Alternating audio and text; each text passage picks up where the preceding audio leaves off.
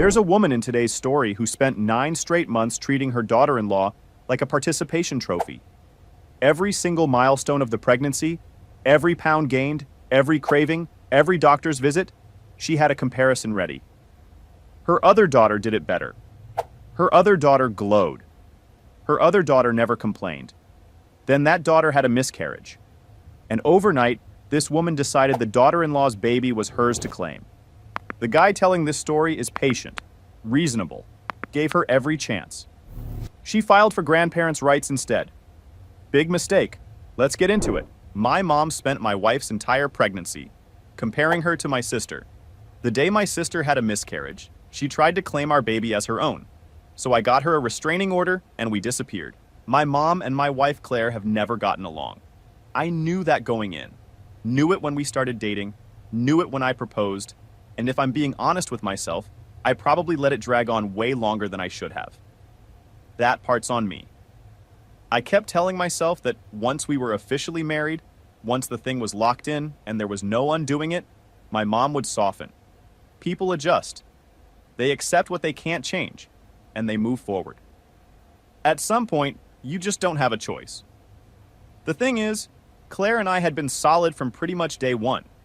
We met through a mutual friend, dated for about 2 years before I proposed, and by the time we got engaged, we'd already been living together for a year and a half without any real issues. She was easy to be around in a way I hadn't experienced before in a relationship. Level-headed, didn't play games, didn't need drama to feel like things were real. I knew pretty early that she was the person I wanted to be building something with long-term. The only variable I wasn't confident about going into the marriage was Lorraine. My mom, Lorraine, is 66 years old. She is not people. She retired about 3 years ago and has a lot of time on her hands, which has never been a healthy combination with her specific personality. She's always had exactly one measuring stick for everything and everyone in her life, and that measuring stick is my older sister Diane. Diane is 41, lives about 40 minutes away from us, and according to Lorraine, she is essentially flawless. She got married at exactly the right age, bought a house at exactly the right time, made every major life decision in the correct sequence, with the correct level of deliberate planning, and never deviated from the template.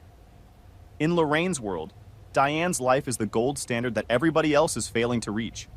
Everyone else is just improvising badly and hoping nobody notices. Claire never had a shot against that. My wife is 30. She works in supply chain operations, she's good at her job, doesn't cause drama, and she's one of the more genuinely decent people I've been around in my life. But she didn't grow up in the kind of household Lorraine would have handpicked, didn't attend the school Lorraine would have chosen for her, and she didn't do things in that neat, predictable order that Lorraine had decided was the only acceptable way to exist as a person. So from day one, Lorraine ran cold. Not obviously cruel. She's too calculating for that. More like a compliment that always had something sharp inside it. A suggestion delivered pleasantly enough that you could almost convince yourself you were misreading it. A smile that got the technical requirements right and nothing else. Claire tried. I need to make that clear because it matters to the story. She showed up early to every family event. She asked Lorraine about her interests and actually remembered the answers the next time. She brought food when we visited, sent thank you texts after dinners, made sure Lorraine felt included in plans. She did everything you're supposed to do when you're trying to build a relationship with a difficult person. None of it landed. Lorraine had made up her mind about Claire before they'd had more than 2 real conversations. And Lorraine doesn't unmake decisions once she's made them. I pushed back on it a few times early in our relationship. Told my mom she was being unfair, that Claire was clearly putting in effort, that she deserved to be welcomed like actual family. Lorraine would get this expression, confused, a little hurt, like I was accusing her of something completely fabricated. I don't know what you're talking about, Owen. I've been nothing but kind. That was always the end of the conversation, because there was nowhere to go from there. So we settled into a pattern. Claire kept trying. Lorraine kept not warming up. I kept not pushing hard enough. We'd get through family dinners and holidays and whatever else, and just accept that this was how it was going to be. Then Claire got pregnant. We found out about a month before our wedding. The timing was a little messy on paper, sure, but we were stable, we both had good jobs, we had our place, And the idea of starting a family felt right in a way that's hard to explain more precisely than that. We were genuinely happy about it, so we told people. Most of them reacted the way you'd hope. Hugs, questions, excitement, someone crying in a good way. Lorraine said congratulations in the tone of someone reading fine print off a lease agreement. Then, within about 60 seconds, she pivoted to a story about how Diane had done things in the proper order. Marriage first, then a couple of years to establish a home, then a well-planned, well-timed pregnancy. She walked through the whole sequence like she was describing a recipe that only works if you follow the steps exactly. That was the first comparison. There were many, many more. For the next 9 months, Claire's pregnancy became Lorraine's personal scoreboard, and Claire was always losing. I didn't witness most of it directly. I was putting in full days at the consulting firm, and Claire would only tell me the bad stuff after the fact. She didn't want every evening to turn into a full debrief on my mother. She was protecting me from it, which is very Claire, and I let it happen when I should have been paying closer attention. But I heard enough over those 9 months, pulled together from different conversations, to know exactly what was going on. Diane had apparently never had a single day of morning sickness. Not one. Claire had it for most of the first trimester, the way most normal human women do, and Lorraine treated this like a character flaw rather than a biology fact. Diane had eaten perfectly throughout her pregnancy. Only organic food, nothing processed, exactly following every nutrition guideline she could find. Claire was struggling to keep anything down on some days, and craving whatever sounded edible on others. Lorraine would watch what went on Claire's plate like a referee looking for a violation. If Claire ate something that wasn't on Lorraine's approved list, she'd do this long, slow exhale, and sometimes say something, and sometimes just look, which was somehow worse. Diane's weight, according to Lorraine, had stayed perfectly managed throughout her pregnancy. Lorraine made a comment at a family dinner around month 6, I was sitting right there, that Diane had barely looked pregnant from behind. She said it while looking at Claire. Just stated it casually, like it was neutral information. Claire smiled and said, "That's sweet." And I sat there for a moment running through what I'd just heard, deciding whether I'd actually heard it. I had. I brought it up with Lorraine privately later that night. She acted confused and said she didn't remember saying anything like that. The baby shower happened in month 7. We'd planned it for a Sunday afternoon at a nice restaurant, about 25 people, pretty relaxed. Claire was happy with how it came together. Lorraine attended and spent a significant portion of it telling people about how Diane's had been so thoughtfully planned. The catering, the invitation design, the theme she'd chosen, how elegant the whole thing had felt. She wasn't directly putting down Claire's shower. She was just putting Diane's up over and over for 2 straight hours in the middle of Claire's shower. I caught Claire's mom looking at me from across the table at one point. Neither of us said anything. The maternity photos were their own category of incident. Claire did a shoot in the park late on a fall afternoon, golden hour light, and the pictures were genuinely beautiful. She was happy with them, and she deserved to be. She showed Lorraine on her phone at a visit shortly after. Lorraine looked through them, and then said something about how Diane had looked so radiant and at peace in hers. Not a direct insult. Just Diane again in the middle of Claire's photos. That particular needle delivered with that particular pleasant smile. There was one Sunday in month 7, where I came home to find Claire sitting at the kitchen counter staring at the wall. She told me Lorraine had stopped by earlier and spent a couple of hours talking about how Diane had carried so beautifully. Just a perfect little bump. You could barely tell from behind. Never looked puffy. Then glanced at Claire and said, "Some women just get big everywhere," in this pleasant, informational tone, like she was sharing a fun fact about the weather. Claire had laughed it off in the moment because that was her instinct. Diffuse, don't make it a thing. Sitting at our counter that evening, she wasn't laughing. I called Lorraine that night. She didn't remember saying it. 9 months of that. And the whole time, in the back of my head, I kept thinking, once Lily arrives, it'll reset. People soften when they actually hold the baby. It'll be different when she's real to everyone. Then, Diane had a miscarriage, and everything I'd been telling myself turned out to be wrong. Hold on, for the listeners, that's me jumping in, not Owen. I just need a second. This woman spent 9 months treating her daughter-in-law's pregnancy like a Yelp review compared against a 5-star experience. Morning sickness? Diane didn't have that. Weight gain? Diane glowed. Maternity photos? Diane radiated. The baby shower? Diane's was more elegant. And now, the exact moment the five-star experience falls through. She does a full 180 and wants to be Grandma Supreme. That's not grief. That's a woman who bet everything on one horse, and the horse didn't finish. Back to Owen. It was genuinely devastating news for everyone. Diane had been trying for a while, and no one deserves that outcome. Claire and I both felt awful for her. We sent flowers, checked in, gave her space when she needed it. That part wasn't complicated. What happened with Lorraine in the 2 weeks that followed was something else. She started calling more. Not to talk to me, to talk about Lily. How was she doing? How much did she weigh at the last checkup? Could she come by soon and hold her? A gift arrived. Then another one 3 days later, without a call to say it was coming. Nice gifts. Way nicer than anything she'd bothered with before. Expensive little outfits with the tags still on, a fancy mobile for the nursery, a set of picture books she said she couldn't wait to read to her. I looked at Claire when the second package arrived. Her expression was completely flat. Not angry, just flat.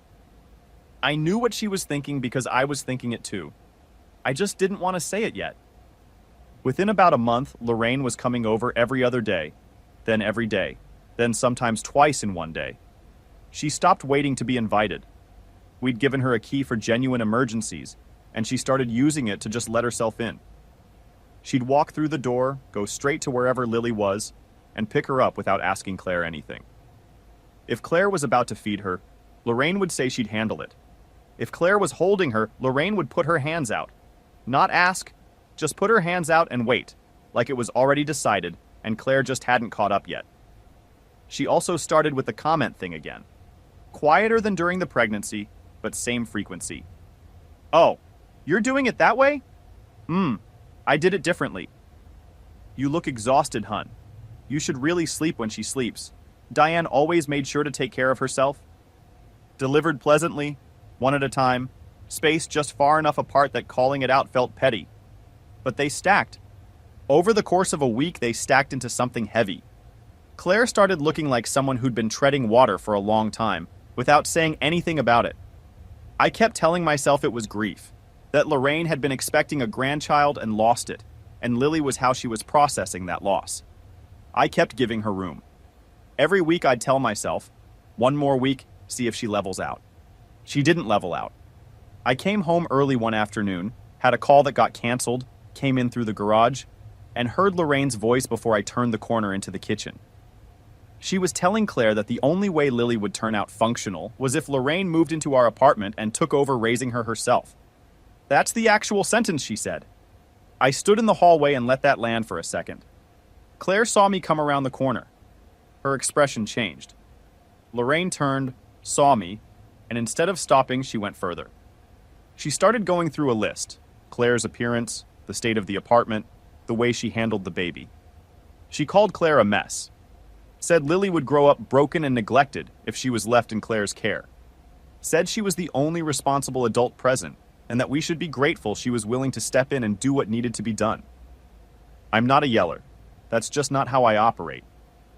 But I told Lorraine calmly and clearly that she had just crossed every line she was ever going to get to cross in my house. I told her to leave and not come back. Pause for a second. This woman called a new mother unfit to raise her own child, in her own home, on purpose. This isn't a miscommunication. This isn't grief making someone say something they don't mean. This is someone who looked at a woman holding her newborn and decided the problem was the mother. I want to compare her to a movie villain, but I can't think of one with this level of unchecked certainty. Walter White at least had a moment of self-awareness somewhere in there. Lorraine went straight to final boss energy with zero hesitation. Anyway, she didn't leave quietly. She made a scene, stood in the hallway screaming, then outside the door, banging on it with both hands like we'd locked her out of something that was already hers. Claire was shaking. I ended up calling building security to get her off the property. She was still yelling as they walked her to her car. That should have been the end of it. The next several days were a flood. Lorraine's voicemails came in rounds. The furious ones first, calling Claire names, saying I'd been manipulated against my own mother, that I'd always been weak when it came to women. Then the weepy ones, long sighs. I only ever wanted to help this family. She never once mentioned what she'd said in our kitchen, never acknowledged a word of it, never even got close to it. Just a lot of, all I've ever done is love you all, floating free of any context or accountability. Then the extended family started in. Cousins I barely talked to, an uncle we hadn't seen in maybe 3 years. A couple of people I genuinely had to think about to place. Lorraine had clearly gotten to all of them first, and they were operating from a version of events that somehow didn't include anything she'd actually done. To them, we had cruelly cut a grieving grandmother out of her grandchild's life for no apparent reason. One cousin sent me a long message about how I was failing my family at the exact moment when family needed to come together. I read it twice to make sure I'd gotten it right. Another one said that what we were doing to Lorraine, after everything Diane went through, was unforgivable. I sat with that one for a while. Then came the social media posts. Lorraine started writing these long, emotional paragraphs about being cut off from her granddaughter with no explanation. How she'd done nothing but love us. How devastated she was. How she couldn't understand what she'd done to deserve this. Not one word about our kitchen. Not one sentence about calling Claire unfit to be a mother. Just a grandmother performing heartbreak for strangers online who had absolutely no context for what they were reading. The comments came fast. People she'd never met were calling us heartless, telling her she didn't deserve this, asking how any son could do something like this to his mother. Some of those people found Claire's accounts and sent her direct messages. One of them sent 3. Lorraine also called Claire's parents, got their number somehow, called them crying, walked them through her version of the whole situation. Claire's mom phoned us shortly after and said we should be the bigger people and find a way to move past this. Claire walked her through the real version, all of it clearly, without softening it. Her mom was quiet for a long time. Then she said, maybe she didn't mean it like that. Claire said she meant every word and hung up. We haven't talked much about that call since. It went on like this for about 2 weeks. Every day there'd be something new. A message from a cousin I hadn't talked to in years, a voicemail from Lorraine that had shifted tone again, a comment on one of her posts that Claire had somehow ended up seeing. It was exhausting in a way that's hard to explain unless you've been in it. Not one huge thing. Just a constant, low-grade pressure from every direction, every day, from people who had no idea what they were actually talking about. Claire stopped opening certain apps on her phone. I started letting calls from unknown numbers go to voicemail. We were both running a little ragged. I'll be honest, even after all of that, part of me was still looking for a way to give Lorraine an off-ramp. She's my mother. That's a difficult thing to fully release even when you know releasing it is the right call. But she didn't want an off-ramp. She wanted something I wasn't going to give her. We started noticing her in public. She stopped coming to the building after security removed her, but she'd started appearing other places. The grocery store 2 blocks from our apartment. The park where Claire took Lily for afternoon walks. The coffee place on the corner that Claire stopped going to after the 3rd time. She'd be there, far enough away that you couldn't technically say she was approaching, close enough that there was absolutely no question she was there on purpose. She never said anything. She never came toward us. She'd just stand and watch for a while and then leave. Every single time, she made sure we saw her before she went. It was methodical. It was designed to make us feel like we were never fully off her radar, and it worked. Claire started varying her routes. We started checking where we were going before we left the building. That's what it had turned into. We were changing our behavior because of her. We started writing everything down. Timestamps, locations, screenshots of every text and voicemail, photos where we could get them. I talked to a lawyer and was told that a restraining order would be difficult without a direct threat, but to document everything rigorously. So we did. For several weeks, we kept a running record of everything. Then she came to our building one afternoon. Calm, no screaming. She rang the bell. When I opened the door, she handed me a folder and walked back to her car without a word. Inside the folder were legal documents. She had filed for grandparents' rights. She was taking us to court for mandated visitation with Lily. After all of it, calling Claire unfit, the screaming outside our door, the daily intrusions, the social media posts, the public surveillance, she looked at all of that and decided the move was a lawsuit. Yo, timeout. Listeners, this is me, not Owen. I need to say this out loud. Filing for grandparents' rights after calling someone an unfit mother is a level of self-delusion I genuinely wasn't prepared for. She said, "You can't raise this child," and then ran to a courthouse asking to be legally inserted into that child's upbringing. That's like getting fired for stealing from the register and then filing a grievance because you didn't get a going away party. She looked at everything she'd done and went, "Yes, this is the play." Bold strategy. The judge is about to have some thoughts. We got a real lawyer and got organized fast. We compiled everything: the texts, the voicemails, the timestamps of her parked outside the building, the documented public appearances, photos, screenshots of the social media posts. Our attorney went through the whole file and said we had a strong case. Lorraine kept pushing while we were preparing. Messages continued, now with a different tone, veiled warnings that she'd never stop fighting, that we were keeping Lily prisoner, that we'd regret every choice we'd made. She tried to leave gifts at our door. We sent them back. That became another wave of messages about how we were stealing a grandmother's love from an innocent child. She sent a handwritten letter at one point telling us to stop this nonsense and warning that she would not allow her grandchild to be kept from her. Interesting word choice for someone who'd initiated the legal proceeding voluntarily. One evening, I looked out the living room window, and she was parked across the street, sitting in her car, staring at the front of our building. I went downstairs and told her calmly that I was calling the police if she didn't leave immediately. She sat there with this small smile and didn't say anything. Eventually, she drove off. That went into the file. The court date came. I want to tell you I felt confident walking in. I didn't exactly. I felt prepared. There's a difference. I knew what we had, and I knew it was solid, but you don't really know how anything lands until you're in the room, and the room is deciding. Lorraine walked in, looking put together, but with a smug expression she wasn't quite managing to contain. Her attorney had clearly coached her on the devoted grandmother angle, because she played it hard. Quiet voice, sincere expression, hands folded. Her argument was delivered with a completely straight face. Loving, involved grandmother, unfairly cut off, Lily's best interests require her presence in the child's life. She painted herself as the victim of an unreasonable daughter-in-law, implied I'd been manipulated into this position, and left everything else entirely out. We presented the texts, the voicemails, the photos of her car parked across the street, time-stamped, the letter she'd slipped under the door, the documented public appearances at the grocery store and the park, with dates and times. We laid out the entire timeline, not just the kitchen confrontation, but the 9 months of comparison comments during the pregnancy, the escalating daily intrusions after Diane's miscarriage, the screaming scene outside our door, the social media campaign, the extended family harassment. The whole pattern, from the first passive-aggressive comment about Diane's pregnancy timeline to the afternoon she handed us the legal folder without a word. The judge didn't need long. Restraining order granted. Visitation case dismissed. As we walked out, she was yelling at us from across the parking lot. Said we'd ruined her life. Said I'd been poisoned against her. Said she'd never forgive us and we'd regret it. I didn't look back.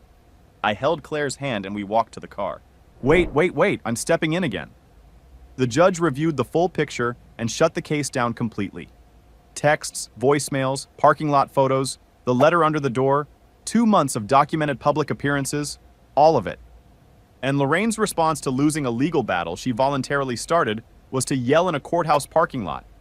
She went through the entire court system, built her case, lost, and chose public parking lot screaming as the immediate follow-up strategy. I've seen better crisis management from people who just drew "go directly to jail" in Monopoly. At this rate, I fully expect her next move to be a GoFundMe called "Help Fund My Fight to See the Baby I Called Neglected." Anyway, we still weren't done. Final update. The extended family came at us hard after the ruling got out. People who hadn't once texted to check on Claire during the entire pregnancy, who'd never sent anything after Lily arrived, never asked how things were going, never showed up for anything, suddenly had very strong opinions about what kind of son I was.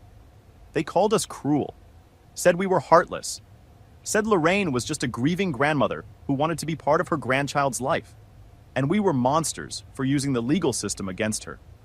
We cut every single one of them off. No long explanations, no back and forth. If you chose to build a strong opinion about our family without ever asking us what actually happened, that's your choice. Live with it. Then, about a month after the ruling, a woman knocked on our door and introduced herself as a social worker. She'd received an anonymous report about neglect in our home and needed to conduct a welfare check. I knew immediately who had filed it. I knew before she'd finished the second sentence. The accusations in the report were completely made up. There was nothing to find because there was nothing wrong. Lily was healthy, the apartment was clean, everything was normal. But we still had to go through the whole process. The social worker came in, walked through every room, checked on Lily, asked us detailed questions about our parenting and daily routines. She was professional about it, which I appreciated, but that didn't make the experience less humiliating. There's something specific about being made to prove you're a good parent inside your own home, with your baby right there, because someone who hates you decided to make a phone call.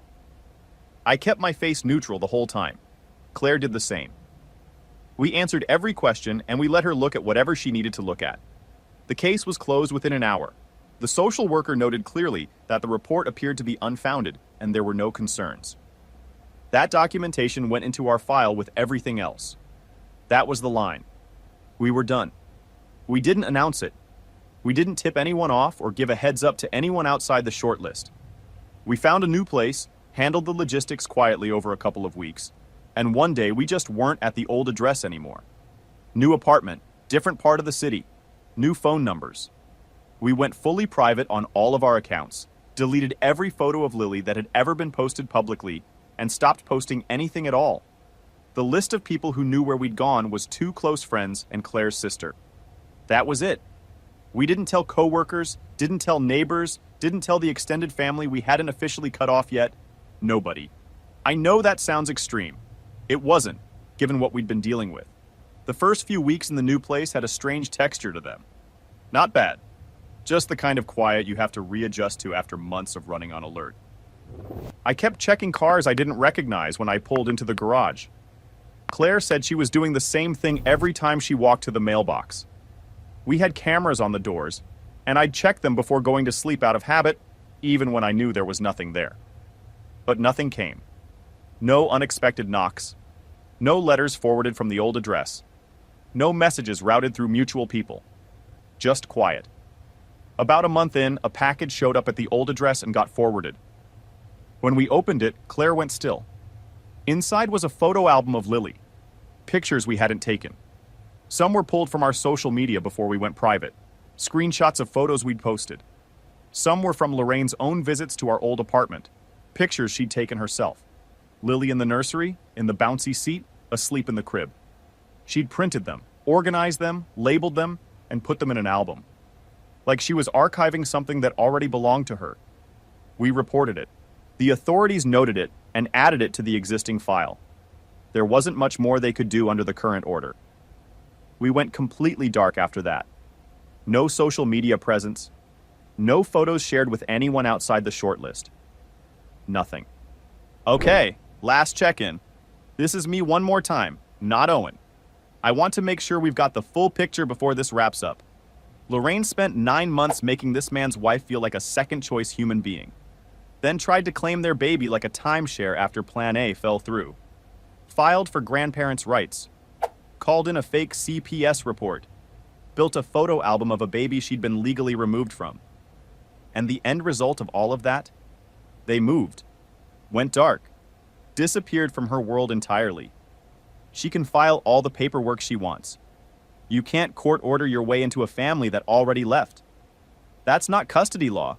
That's just physics. Things have been quiet for a couple of months now. We're careful about calling it over because we've said that before and been wrong.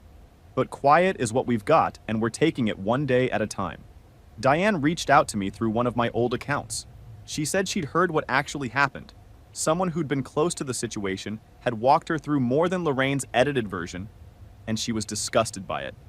She said she understood completely if we wanted no contact with anyone from that side, but she wanted us to know she was sorry for how everything had gone. She didn't ask to see Lily. She didn't try to position herself as the reasonable alternative, didn't pitch us on giving things another chance. She just said she was sorry and left it at that. I didn't write back, but I didn't delete it either. That's about as much grace as I had available. Claire and I are genuinely good. Lily is healthy, growing fast, grabbing at everything she can reach, and she has very strong opinions about what she will and won't eat, which I honestly respect. We don't talk about Lorraine the way we used to. She's become something that happened to us instead of something that's still happening. Most mornings I don't think about her at all. which felt impossible 8 or 9 months ago. The restraining order is still active. We're still watching. But mostly, we're just living. I don't have a clean lesson to hand you at the end of this. Some people don't come around. Some people would rather file paperwork than look honestly at what they've done. You try to be patient, and they take it as permission to push harder. You try to be the reasonable one, and they mistake it for weakness. At some point, you stop trying to manage the situation, and you just protect what matters. We protected ours. It cost us relationships that I think we needed to let go of a long time before we actually did. I just wish we'd gotten there sooner. Drop it in the comments. At what point would you have pulled the plug? Because most of you watching probably know your number, and I'm betting it's a lot earlier than Owen's. Subscribe if you're not on the channel yet. We've got more of these coming, and they only get wilder.